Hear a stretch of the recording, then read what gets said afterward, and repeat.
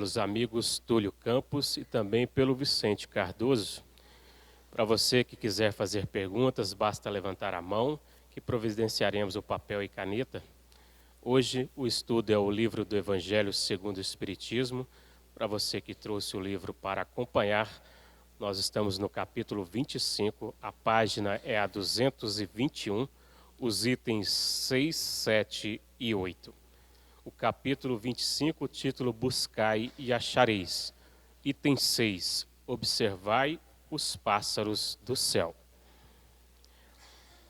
Não ajunteis tesouros na terra, onde a ferrugem e os vermes corroem, onde os ladrões os desenterram e roubam, mas formai tesouros no céu, onde nem a ferrugem, nem os vermes os corroem, porque onde está o vosso tesouro, aí também está o vosso coração.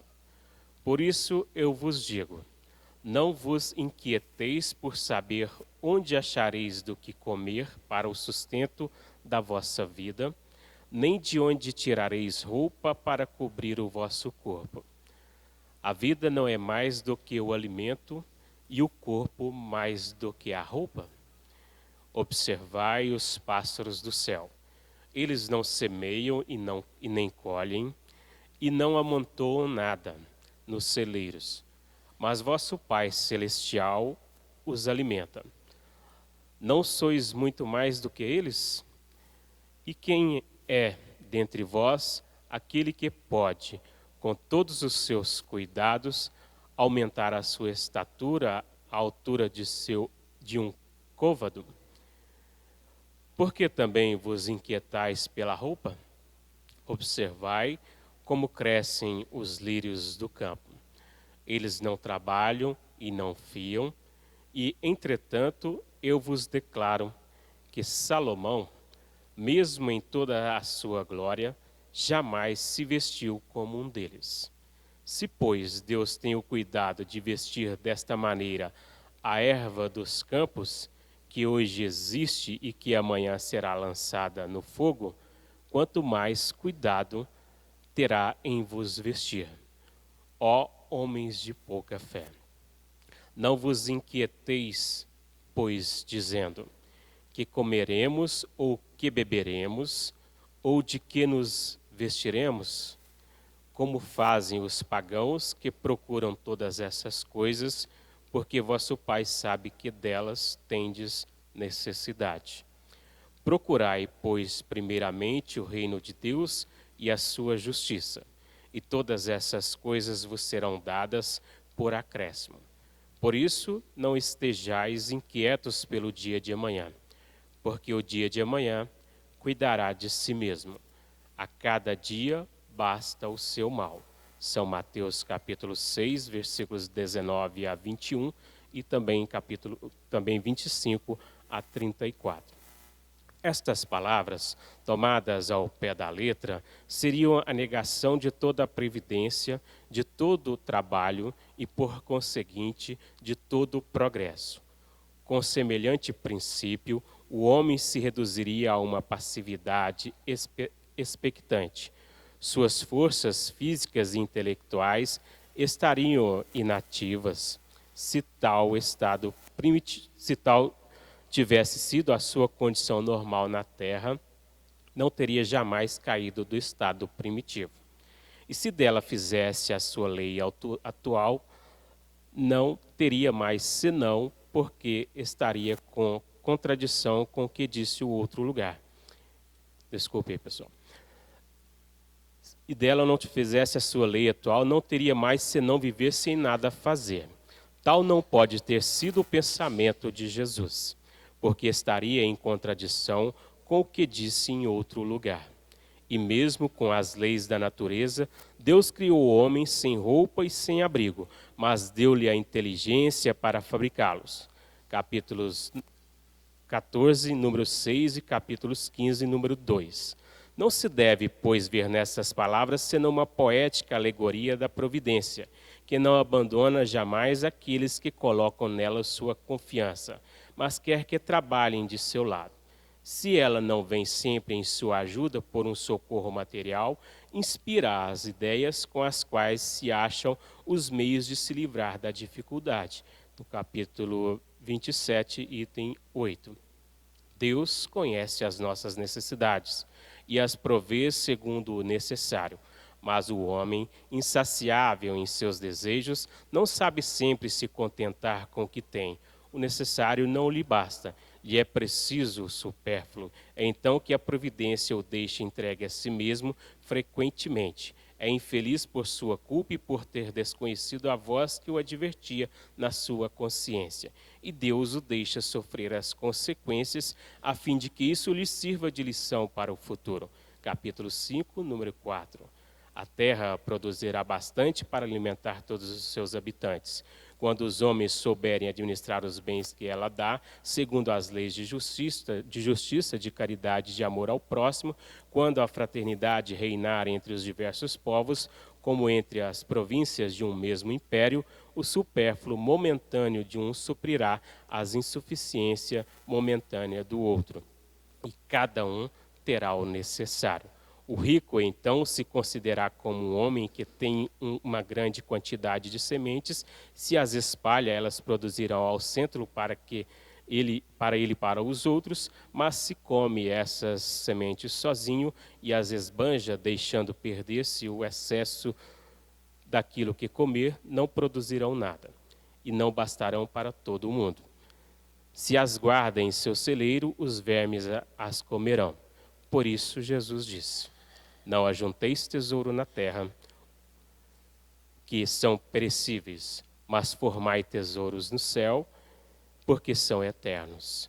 Em outros termos, não ligueis aos bens materiais mais importância aos bens do céu. E sabeis sacrificar os primeiros em proveito dos segundos. No capítulo 16, número 7 seguintes. Não é com as leis que se decreta a caridade e a fraternidade. Se elas não estão no coração, o egoísmo as sufocará sempre. Fazê-las nesse penetrar é a tarefa do Espiritismo. Uma palavra para o esclarecimento deste estudo de hoje, Túlio Campos e também Vicente Cardoso. Boa noite a todos. Sejam todos muito bem-vindos. A alegria dessa casa é poder recebê-los bem. O motivo desse estudo, a causa desse estudo é pensado em vocês. Para mim, falar de Jesus, comungar em torno dos exemplos e ensinamentos de Jesus, é um grande prazer. Isso é proveitoso, mais ainda, quando todos participam, quando todos contribuem. Então, eu gostaria que todos se sentissem à vontade e esquecessem a inibição, a vergonha, o medo, porque aqui somos todos irmãos, amigos, e não pode existir a crítica. O erro vai sempre ter, mas não pode existir a crítica quando nós estamos numa casa que fala de Deus e quando temos o propósito de melhorar. O que eu quero dizer com isso? Sintam-se à vontade a perguntar, porque no segundo quadro, após a explanação do nosso amigo Vicente, é aberto o quadro de perguntas. Se não quer escrever, chame os nossos amigos que eles vão escrever por vocês, tá ok? Obrigado aos internautas que nos acompanham. E vou passar a fala ao nosso amigo Vicente. Obrigado, Túlio. Boa noite para todos.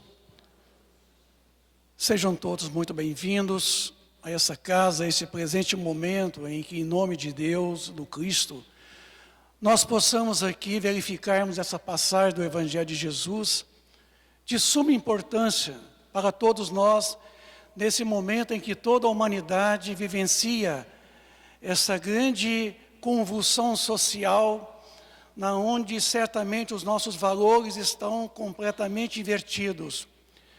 No parecer da lição desta noite, talvez nos traga uma certa confusão no entendimento dessa passagem. Os empreendimentos mais valorosos que nós haveremos de fazermos na existência são chamados empreendimentos subjetivos. O que serão esses empreendimentos subjetivos? São aqueles os quais nós buscamos os valores intrínsecos, os valores da alma, e não unicamente os valores da matéria. Estamos vivendo um momento em que a humanidade vive um capitalismo selvagem, embrutecido, em que muitos de nós está correndo simplesmente atrás do ter. O meu marido, a minha esposa, os meus filhos, o meu carro, o meu celular. E, no entanto, nós esquecemos às vezes de irmos ao encontro do ser que nós somos. Nossa vida tem sido isso, em empreendimento de valores puramente materiais. Não estamos tendo uma preocupação com a gente mesmo. Estamos preocupados muito com a nossa persona, com aquilo que nós nos apresentamos aos outros, a etiqueta, as honrarias. A vida nossa tem sido nessa corrida, atrás de uma situação pelo qual nenhum de nós levará consigo, que são justamente os empreendimentos materiais. Onde está o nosso tesouro, aí está o nosso coração. Palavra de Jesus. Aonde está o nosso tesouro agora, nesse presente momento? Quais são os valores que nós estamos realmente entesourando? Não vos inquieteis em descobrir, como foi dito aqui, aonde encontrareis a maneira pelo qual nós podemos comer e vestir. Que nós não coloquemos essa preocupação acima das demais outras preocupações. Quantos de nós que coloca que se eu não trabalhar 8, 10, 12 horas por dia, a minha família não terá o conforto, não terá a comodidade, o prazer, não terá a felicidade. Quantos de nós que passam uma existência inteira trabalhando em demasia fisicamente, empreendendo valores puramente materiais, guardando todo o dinheiro, para depois na velhice gastar tudo com remédios, com hospitais. Não aproveita a própria existência, tentativa de empreender valores espirituais, que são os verdadeiros valores, são reais. Foi por isso que foi dito aqui, em empreender valores, na onde o ladrão não possa roubar, a traça e a ferrugem não podem comer. Com isso, a nossa maior preocupação em tempos de hoje é viver o momento, é o presente. Isso é valioso, mas não é um presente puramente materiais, porque muitos de nós falam assim, mas eu tenho que pensar no amanhã, eu tenho que trabalhar muito agora, porque senão o meu filho não terá a melhor escola, meu filho não poderá ter uma bicicleta, não poderá ter a moto, o carro, os meus filhos não terão a roupa de etiquetas, meu filho não terá realmente uma vida farta. Por isso que eu trabalho muito, eu busco muito materialmente. Nós estamos vivendo esse quadro, esse momento, na onde o materialismo exacerbado, ele toma conta da gente. Nós não estamos preocupados com os valores intrínsecos, os valores do empreendimento moral, espiritual. Nós estamos preocupados muito, realmente, essa preocupação com o dia de amanhã. E eu já deixo muito claro aqui, não vos preocupeis com o dia de amanhã, certo? Basta o hoje, o seu mal. Amanhã se encarregará de si mesmo, porque o amanhã será um produto do hoje. O futuro ainda não existe. O futuro é uma consequência do presente. O futuro está para vir. O amanhã dependerá do tudo que nós fizermos no presente. Por isso que a nossa maior preocupação nesse presente momento é dos empreendimentos espirituais das quais nós estamos aqui e serão os únicos empreendimentos que nós levaremos conosco, que são os valores eternos, os valores que realmente permanecem conosco. Porque os valores materiais, eles são importantes sim, nós não podemos desprezá-los. O Evangelho não diz aqui que nós não devemos trabalhar, que nós não devemos comer, que nós não devemos vestir. Mas uma coisa importante que o Evangelho colocou: todos nós nascemos nus, sem roupa. Nascemos sem um abrigo, mas Deus nos dá inteligência para nós podermos fabricá-los. Deus nos dá a condição de podermos aprender a buscarmos por nós mesmos esses valores. Mas são valores temporais, são valores imediatistas, são valores que somente pertencem aqui agora, porque o reino dos céus não entra nada de material. O reino dos céus é o caminho para nós encontrarmos o reino de Deus. O reino dos céus se encontra dentro de nós mesmos. E esse voltar para dentro de si mesmo, não dá para levar nada materialmente falando. Porque nem sequer esse mesmo corpo, do qual agora eu me detenho, não é meu. A natureza, o Criador, nos a emprestou. Nós não somos proprietários. Nós somos criaturas depositárias. Nós depositamos em tudo materialmente falando. É um empréstimo que amanhã haveremos de devolver à própria natureza. Esse corpo físico formado de 70 trilhões de células, que nós temos que ter o zelo, o cuidado, a preocupação com ele. Quantas vezes nós não temos essa preocupação em proteger a própria integridade física? Quando nós busquemos o quê? Esses valores mundanos, esses valores que na verdade não é da alma. Os vícios nos fala o livro dos Espíritos, ele é oriundo no egoísmo. As nossas paixões são essenciais ao crescimento espiritual, mas o problema das paixões é o excesso que nós depositamos nas paixões, é o exagero, é o desregramento. Com isso, foi colocado para nós aqui: olhais as aves dos céus, que não plantam, quer dizer, não semeiam, não colhem, mas Deus as provê. Deus não as deixa passarem fome, mas Deus não coloca o alimento lá no ninho das aves. Deus dá de comer a todas as aves, mas Ele não coloca comida lá no ninho das aves. Assim também somos nós.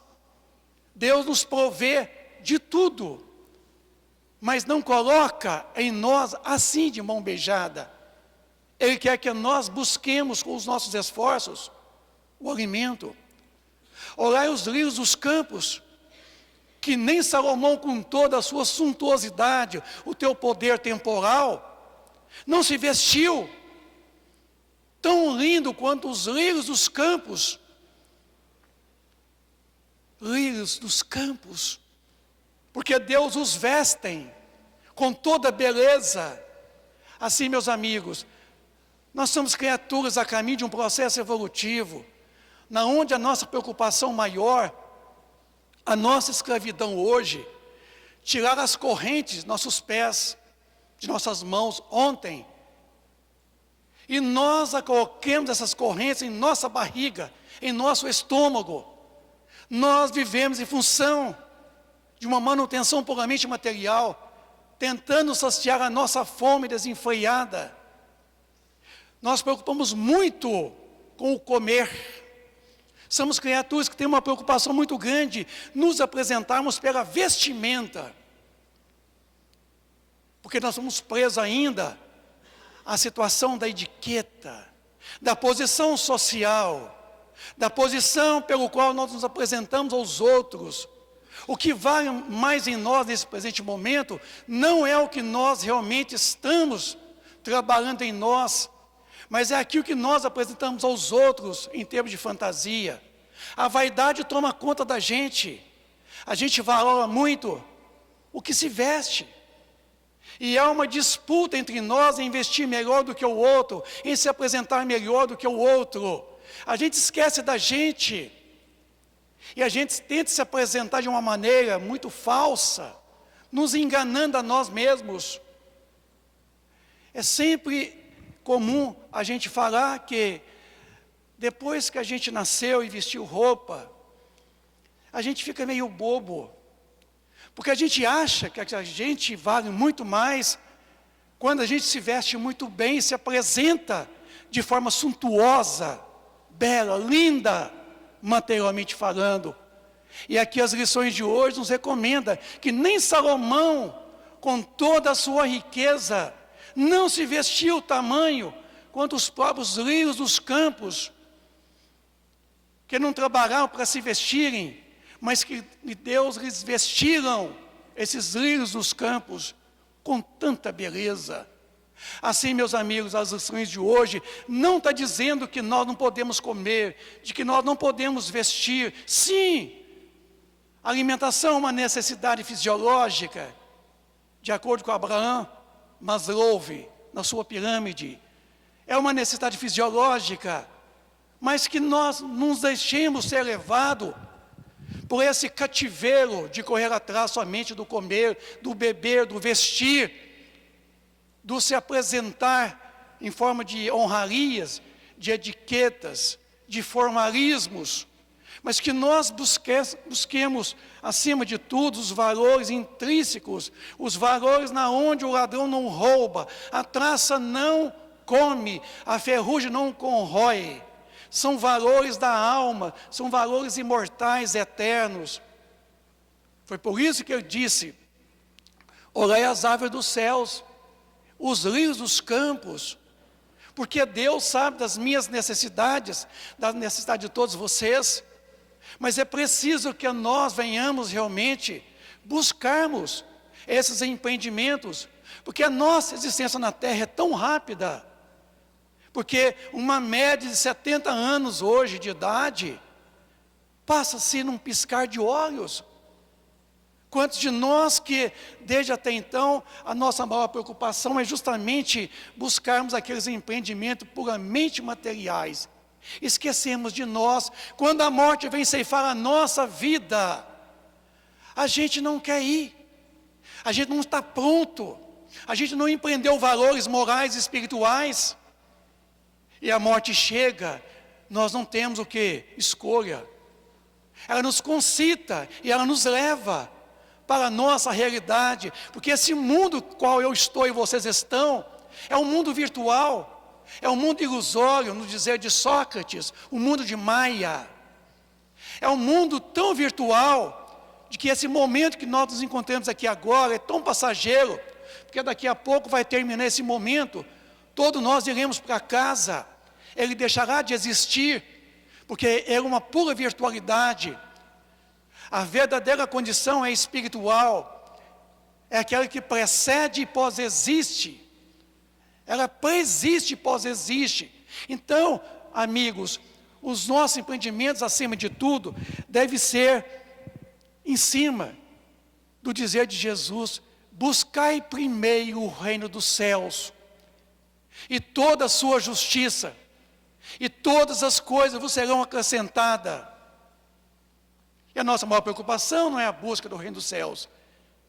Esse reino dos céus aqui, nos levará realmente ao reino de Deus. Porque o reino dos céus é minha condição consciencial. E através da minha condição consciencial, da minha consciência, é que eu encontrarei o reino de Deus. É diferente. Os céus está dentro de nós, no dizer de Jesus. Busque-o. Quer dizer, volte para dentro de si mesmo e encontre então esse reino na onde você habita, onde você mora de forma permanente, duradoura, eterna. E esse será o caminho pelo qual você encontrará o reino de Deus, da qual todos nós somos dele filhos. Das mãos deles saímos pela nossa busca interior, pelos valores os quais Ele depositou em nós, porque Deus é inteligência suprema, causa primeiro de todas as coisas, inteligência substantivo, mas Deus, ao nos criar, Ele nos adjetivou, porque nós somos o princípio inteligente. Então nós somos seres inteligentes. Inteligentes é qualidade. Com isso, passamos a perceber então que o mais importante nesse presente momento é não preocuparmos tanto com o dia de amanhã, pensarmos tanto com os valores puramente materiais, mas agora preocuparmos em busca sim desses valores para a nossa manutenção material, em ter uma vida realmente confortável, uma vida feliz. Mas a felicidade, meus amigos, não está na matéria, não está nesse mundo, embora a felicidade comece nesse mundo. Por isso que no capítulo 3 do livro Céu e Inferno, quando se fala do céu, nos deixa muito claro que a felicidade é quinhão, senão dos espíritos elevados. Então vejamos nós que a felicidade não é condição da agora, é condição de um futuro que depende de nós mesmos.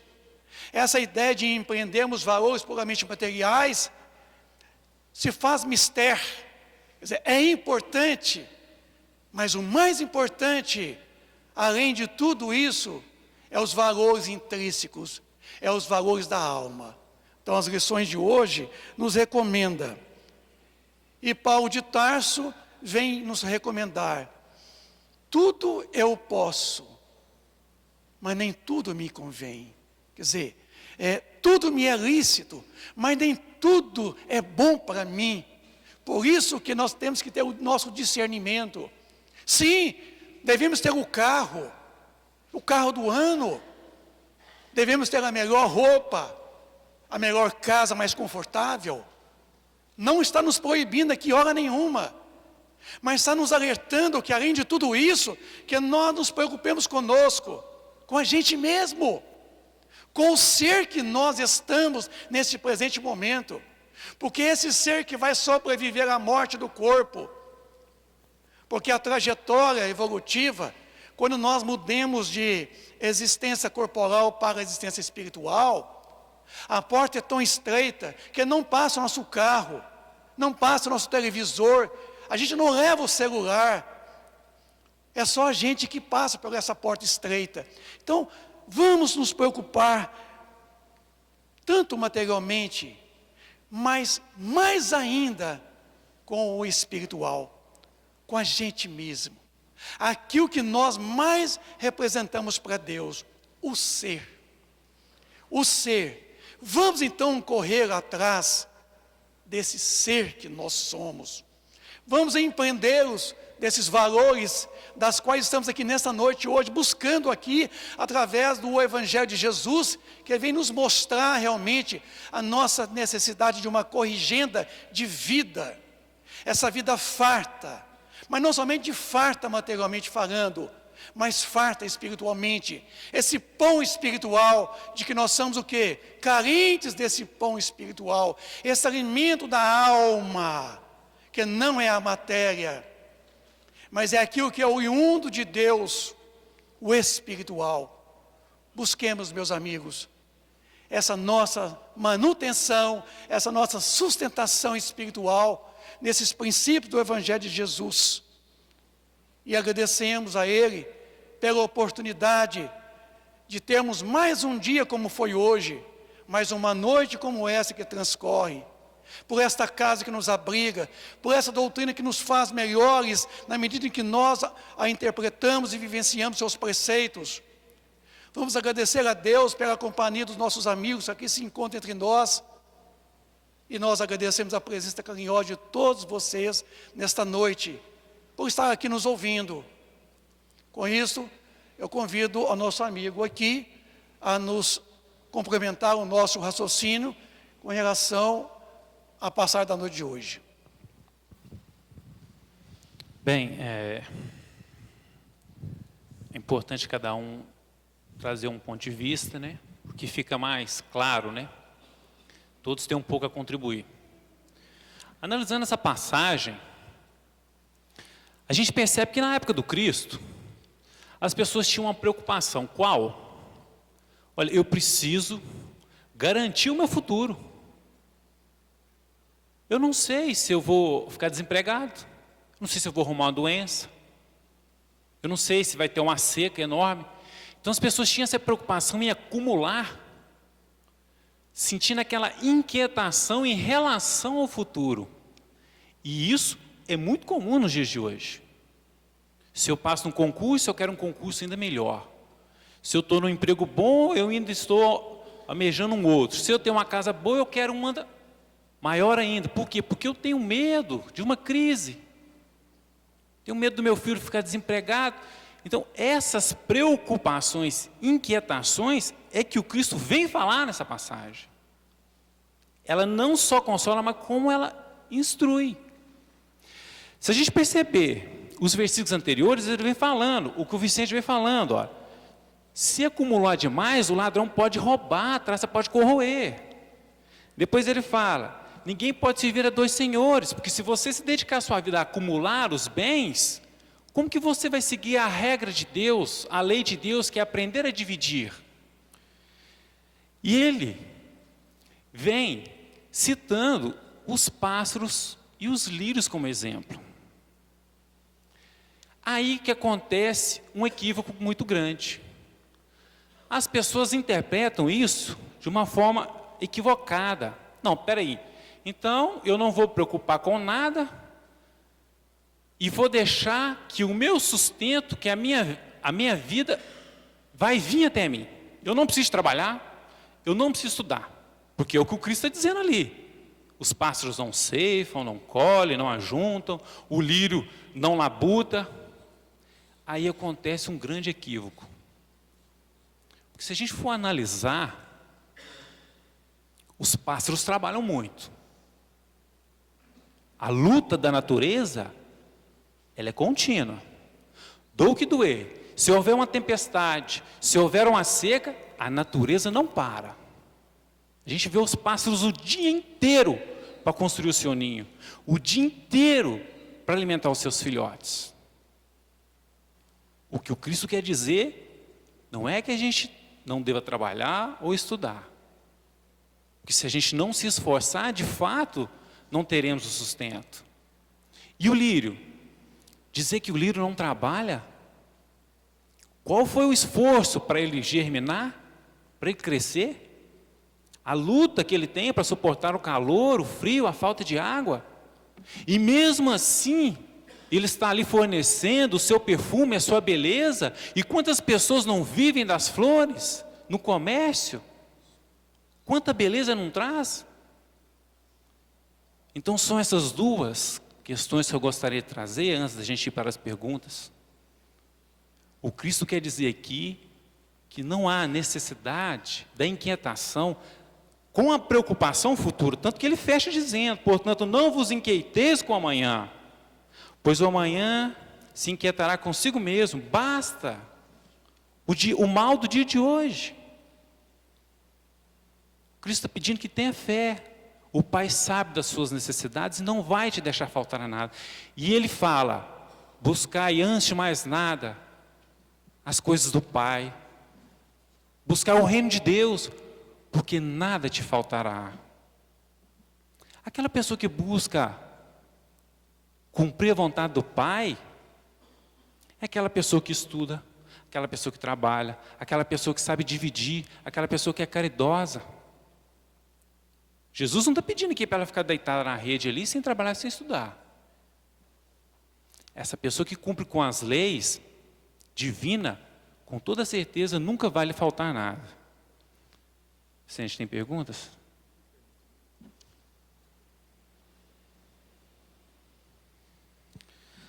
As roupas, vestimentas têm sido os meus variados e diferentes ao longo dos... Eu não estou conseguindo ler, Vicente, vê se você consegue. As roupas, vestimentas têm sido os mais variados e diferentes ao longo dos séculos e dos lugares. Roupas de pele de animais cobrindo os corpos em regiões muito frias, até a ausência entre os indígenas de regiões quentes.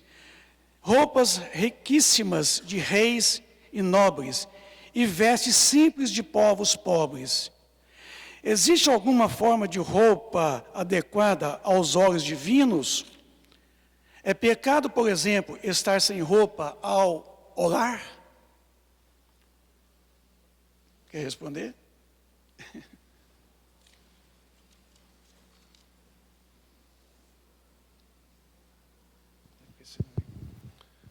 Bem, na Bíblia, em Gênesis, né, tem até esse questionamento. Né?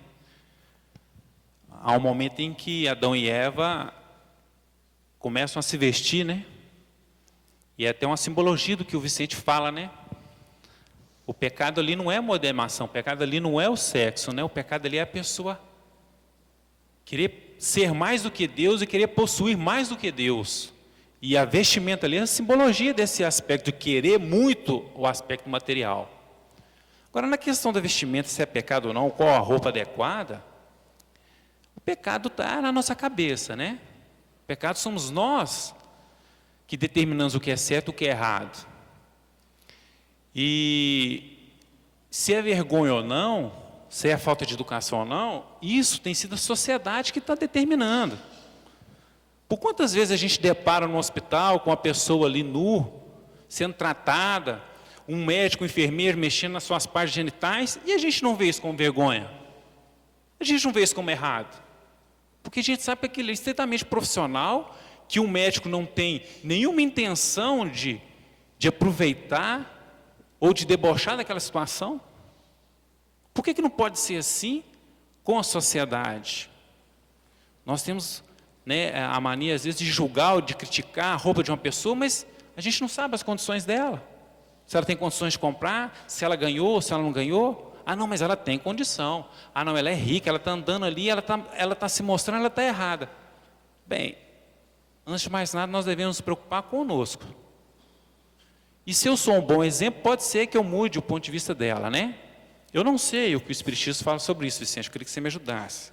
Mas esse é um ponto de vista meu, eu acho que não existe o pecado em relação a isso. Qual a roupa mais adequada?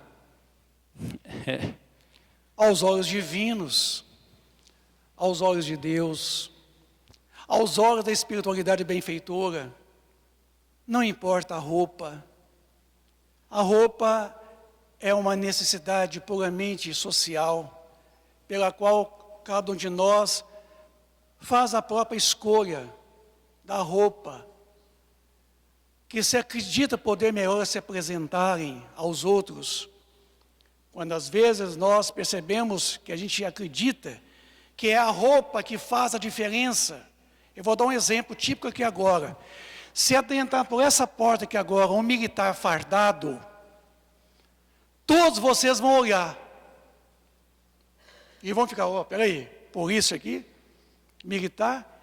Se entrar aqui agora um magistrado com toda aquela pompa dele, todo mundo vai olhar, espantado. Se entrar aqui um padre com a sua batina, todos nós também entraremos. Mas se entrar aqui um paupérrimo qualquer, ali na mesma porta, de chinelo, rasgado a sua roupa, todo mundo vai olhar também. E cada um de nós fará um juízo de valor. Nossa, militar, nossa, magistrado, respeito, excelentíssimo. Nossa, mãe, que paupérrimo, que tristeza. Vai ser pobre lá na China. Aqui no Brasil mesmo, aqui de Divinópolis mesmo, que é pobre. É o nosso juízo de valor. Mas para Deus, tanto aquele militar como o magistrado, aquele paupérrimo, valem para Deus, porque são os filhos, são filhos de Deus, porque quando Ele nos criou, Ele não nos criou com a vestimenta, mas Ele nos deu a inteligência para nós fazermos vestes tão bonitas quanto é as nossas vestes de hoje. Uma coisa eu falo para você, gente, divinopolitano veste muito bem. Primeiro que é um polo regional da roupa. Então, Divinópolis, o povo aqui veste muito bem, porque o povo aqui são empreendedores, acredita que os valores maiores são esses realmente. Então, aos olhos de Deus, essa pergunta aqui, não importa a roupa, a vestimenta. E para orar, você pode estar nu, vestido, deitado, em pé. Não importa a posição social que você se encontra. Se você jantou, se você almoçou, não importa. Para Deus essas coisas, elas são passageiras. Elas só nos pertencem. Então, pode orar sim, de forma nu. Por que não lá no banheiro, na hora do banho, cantarolando? Por que não ali, despido ali em cima da cama? Aí vai ter que ter uma vestimenta para poder se dirigir a Deus. Esses formalismos são passageiros demais para todos nós. Se nós nos prezarmos demais o exterior, a gente perde no interior. Por isso que é bom senso e água fluidificada, que aqui tem, não faz mal a ninguém. Então, nesta hora, é uma questão de você perceber que o que mais vale em nós não é o que nós detemos, mas é aquilo que nós apresentamos para Deus em termos de sentimento. Porque nesse momento em que nós dirigimos a Deus, numa atitude de agradecimento pelas dádivas do céu, pelas benesses, é nesta hora que o que mais vale em nós é o sentimento que nós expressamos através de palavras e de palavras. É o sentimento que fica, que marca. Então, por isso, meus amigos, para Deus não importa a roupa que nós vestimos. O que importa é o que nós estamos realmente empreendendo em termos de valor, das quais Ele nos dotou. Deus é perfeito, nós somos perfectíveis. Quer Deus que nós venhamos desenvolver a nossa perfectibilidade. Perfectibilidade é a qualidade daquilo que é perfeito, embora não está, porque são dois verbos, o verbo ser e o verbo estar. Uma coisa é certa, o Criador é perfeito, a sua obra há que ser perfeita, o verbo é no imperativo. Mas embora nós não estejamos perfeitos, mas quer Deus que nós venhamos desenvolver então essa perfeição, que ela já existe em nós potencialmente. É isso que é importante na nossa existência. Tem uma pergunta aqui. Se não precisamos preocupar tanto com o dia de amanhã, no dizer dessa passagem do Evangelho, como farei então com a posse das coisas materiais de que precisamos dia a dia? Exemplo, comida, roupa, remédio, etc. Acho que ficou muito claro as lições de hoje. Aqui não foi dito que nós não devemos preocupar. Aqui foi dito que nós não devemos ter o excesso de preocupação somente com os empreendimentos materiais. Porque se nós voltarmos somente para os empreendimentos materiais, vamos esquecer dos empreendimentos espirituais. Então, essa chamada dessa noite de hoje é para nos devolver para todos nós que a atitude, a responsabilidade é nossa, é individual, é sine qua non, em de que cabe a mim, cabe a todos vocês, a busca equitativamente, tanto dos valores materiais, quanto dos valores espirituais. Não é menosprezar, mas também não se deixar ser levado somente por um lado do empreendimento puramente material, e nem também somente para um empreendimento puramente espiritual, mas é o meio termo.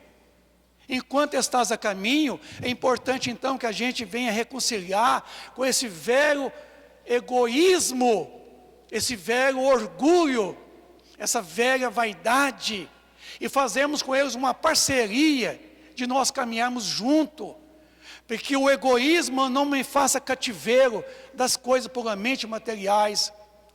Paulo de Tarso aos Romanos 12, versículo 2, disse: transformai-vos pela renovação do vosso entendimento. Isso quer dizer, o que mais vale em nós aqui é essa mudança de atitude, é essa transformação contínua, essa transformação o tempo todo em que nós estamos buscando no interior. Paulo de Tarso, a caminho de Damasco, a título de exemplo, quando ele se depara com Cristo, ele coloca: já estou crucificado com Cristo. Não sou mais eu mais quem vivo, Ele é quem vive em mim. Ora, tamanha identidade. Paulo de Tarso ele fez assim, ele converteu-se. Enquanto nós estamos somente o quê? Vertendo. Esse gesto aqui é verter. E esse gesto aqui é converter.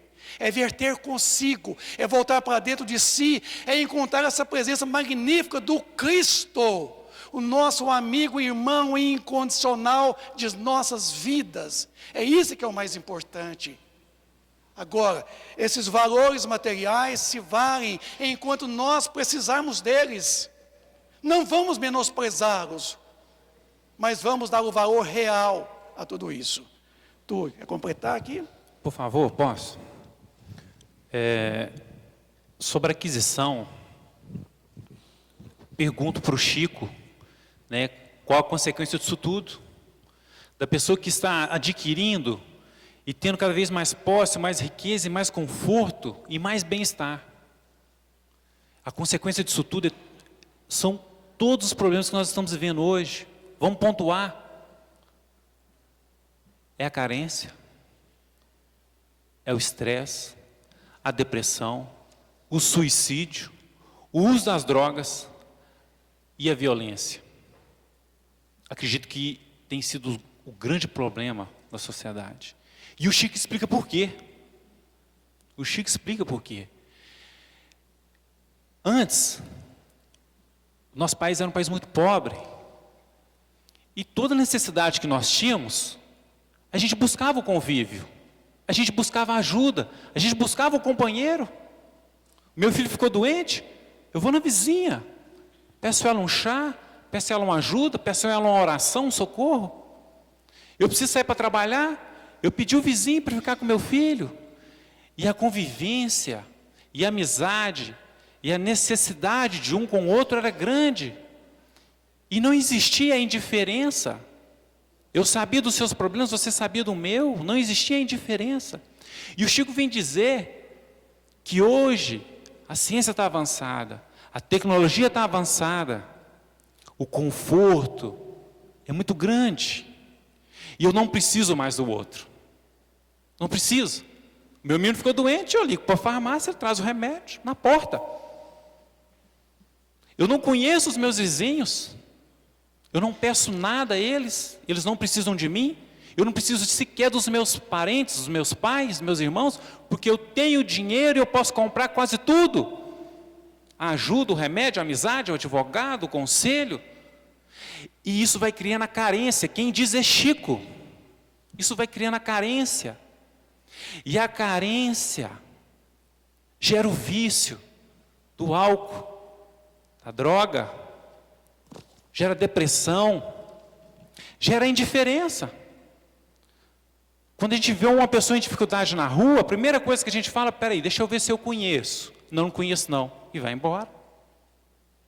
Mas quando é um irmão, um filho, alguém que a gente quer muito bem, a gente para, e a gente ajuda, por quê? Porque a gente sabe da dificuldade dele, sabe que ele é trabalhador, sabe que ele é religioso, sabe que ele é esforçado, sabe que ele tem suas dificuldades. Não existe a indiferença aí. Qual que é o problema, então, de adquirir muitas posses? Chico está aí nos explicando. E ele fala, a cura é dividir um pouco mais, é distribuir um pouco mais, é doar um pouco mais. Ele fala isso em uma entrevista. Eu tenho as fontes aqui, se alguém quiser me procurar, eu posso fornecer. Então a solução dos nossos problemas atuais é exatamente o estudo de hoje. Para que se inquietar e acumular? Precisamos abrir a mão, precisamos desprender um pouco mais, sacrificar um pouco as nossas necessidades, que não são tão necessárias mais, né? A gente quer sempre muito, muito e muito. Outra pergunta, Vicente? Nós estamos ultimamente muito preocupados com a segurança pública. Porque todos nós estamos observando que a violência cresce assustadoramente a cada dia que se passa. Nós não nos sentimos mais seguros sequer nem dentro de casa. aonde é o lugar mais seguro do mundo, e era para ser, não está sendo. Nós somos pegos de surpresas, pelas ruas, dentro de casa. Aí nós vamos perguntar, aonde está a origem da violência urbana? Aonde está a origem da violência doméstica? Porque a violência não é somente urbana. Há muita violência doméstica. Porque a família é a célula máter da sociedade. É na família que começa o traficante, o criminoso. É na família que nasceu o presidente da República, um magistrado, um professor. É na família em que surge toda a problemática social. É ali que começa tudo. Estamos preocupados então com a violência. Mas talvez a gente esquece aonde está a causa dessa violência. Essa causa dessa violência está justamente em todos nós, que não estamos percebendo que diante de uma situação de igualdade, que não pode ser absoluta, ela tem que ser relativa, a gente passa a perceber de que a violência, ela tem a sua origem no materialismo exacerbado, no materialismo em que eu estou vivendo, em que muitos de nós estão vivendo esse materialismo que faz com que a nossa vida se torne uma vida de cativeiro, em cima, a procura unicamente dos bens puramente materiais.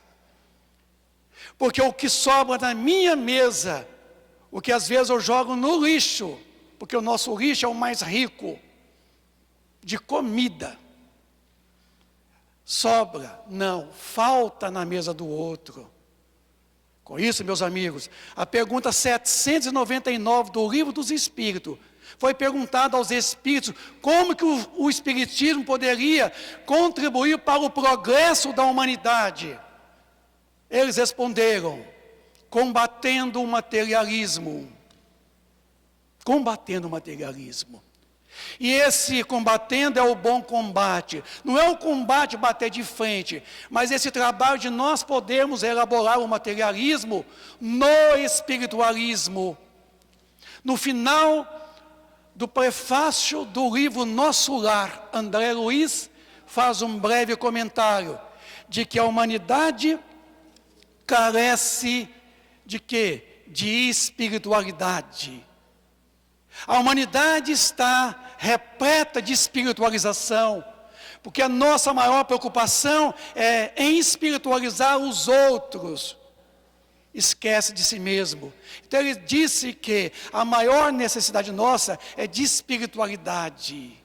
É essa busca de nós encontrarmos em nós a qualidade de espírito dos quais nós estamos empreendendo. Estamos se autodescobrindo essa perfeição divina, porque Ele nos adjetivou, Ele nos deu essa qualidade de perfectíveis. E isso é espiritualidade. E é para isso que André Luiz nos chama a nossa atenção. E é para isso que a doutrina espírita, em tempos modernos, ela revive todo o cristianismo vivo do Cristo. Cristianismo nascido na Palestina de 2000 anos atrás. E não o cristianismo instituído no ano 325 por Santo Agostinho. Mas aquele do qual a doutrina hoje tem a principal preocupação, trazê-lo ele em espírito e verdade, como uma forma de uma proposta pedagógica. Porque o Evangelho de Jesus, ele veio unicamente para permitir que nós possamos nos reeducarmos. A doutrina espírita tem a mesma proposta, a reeducação do espírito imperfeito, do espírito devedor. Aí a gente faz a pergunta, quem é credor? Quem é devedor? Uma pessoa que sempre está recebendo, ela é credor ou devedor? Toda vez que nós estamos sempre pedindo, oh Deus, me dá, me ajuda, oh meu Deus, Nossa Senhora. A gente está sempre levando o pensamento e sempre pedindo. Esse é devedor ou é credor? Certamente é devedor. Isso. Porque O Cristo fala assim: crede que tudo que pedirdes pela oração, pela prece, ele usou o verbo no imperativo, haverei de conseguir. Então, meus amigos, cuidado com aquilo que peça. Cuidado com aquilo que se dirige ao Criador e peça. Porque Deus a todos provê. A tudo Ele provê. Porque o capítulo 2 do livro A Gênese, de Allan Kardec, que fala de Deus, ele fala da providência divina, ele fala da solicitude de Deus para com seus filhos. E a solicitude de Deus para conosco é justamente a providência. Deus já nos dotou de tudo, até mesmo da inteligência. Porque a nossa inteligência, nós extraímos ela do elemento inteligente. Então, o elemento inteligente para nós aqui, esse princípio inteligente que nós somos, nós aurimos a inteligência do princípio inteligente. Não, da inteligência suprema, que é Deus. Então, vejamos nós que estamos aqui hoje falando desses valores. E para terminar minha fala, quando aprendemos a verdadeira caridade, ela diminuirá as nossas diferenças. Não acumuleis tesouros na terra, pois esses são perecíveis, mas acumulai-vos no céu, aonde são eternos. Não valorize mais os bens materiais em detrimento aos bens espirituais. Tudo que ligares na terra, ligarás também no céu. Fala de Jesus. Então, vejamos nós, aquilo que eu fico preso a existência inteira aqui, materialmente falando, me dificulta a minha desencarnação. Eu não falei morte não, eu falei desencarnação. Porque morte é do corpo, desencarnação é desapego.